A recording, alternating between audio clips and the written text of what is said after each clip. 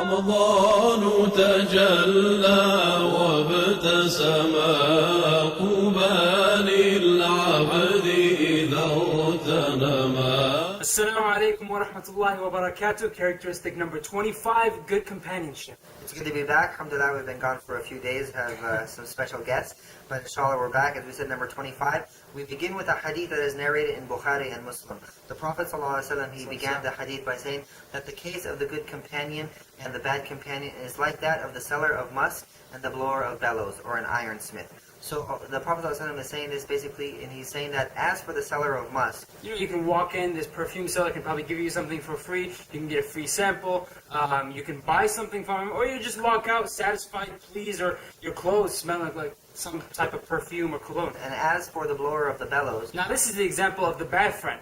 You walk into this blacksmith who, the place smells. You might start sweating. You might get some of his dirt, or even rip your clothes, or maybe even burn your clothes walking in there, and you'll just come out with this repugnant smell, and it's not a pleasant scene to be in. So, we see from this hadith that the Prophet ﷺ is giving us a very clear example and a clear, a metaphor or something that we can visualize in our minds. That there is this good friend and there is this bad friend. And we all have these friends, that there's this good friend that we may not be doing anything good. Maybe we're just chilling together, but we leave them, we leave, their company feeling good, that they may have inspired us with a hadith or a small reminder, something that we can take away from them. And then there's people that we hang out with, we may be doing something, just chilling also, but you leave them feeling, that you lost something, that you didn't gain anything from their friendship, you didn't gain anything from being around them. And we want to surround ourselves with those people that are like the seller of musk, that we either gain something good from them or we just have the scent from them, inshallah. And Allah subhanahu wa ta'ala actually sets the example of those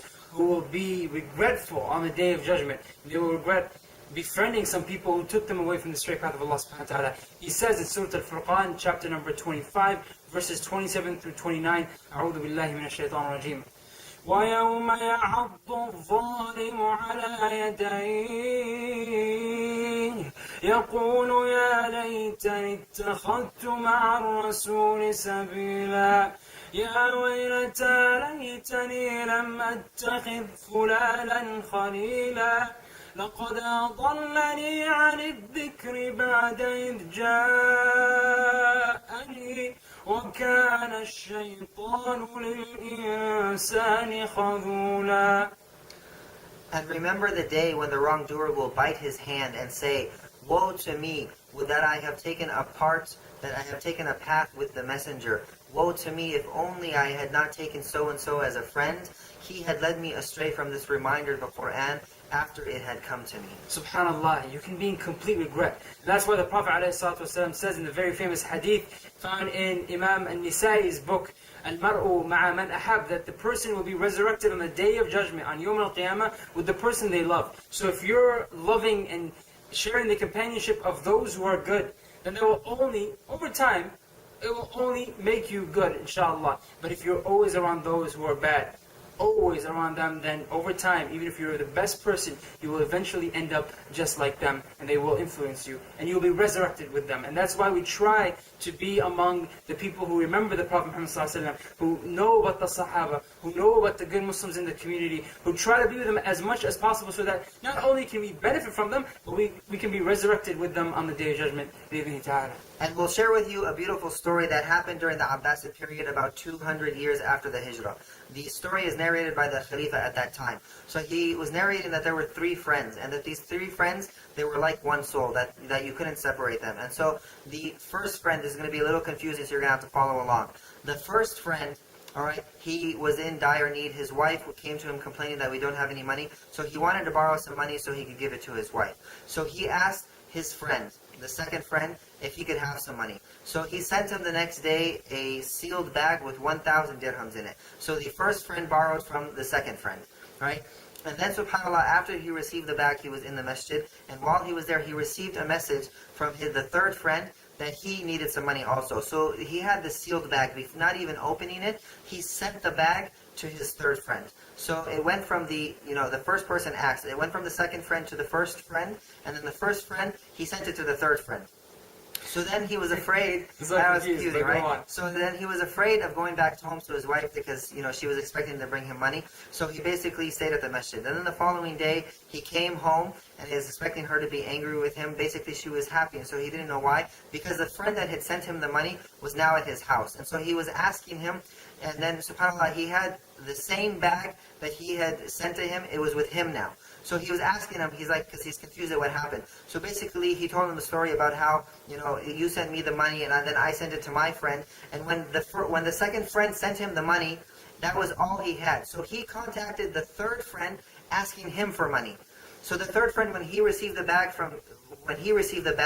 without opening it, he sent it back to the original person to send it, subhanAllah. So these three friends, subhanAllah, they got together, they said, they divided it equally, they each got 300, and they gave 100 to the wife who initially, was the reason for borrowing the money.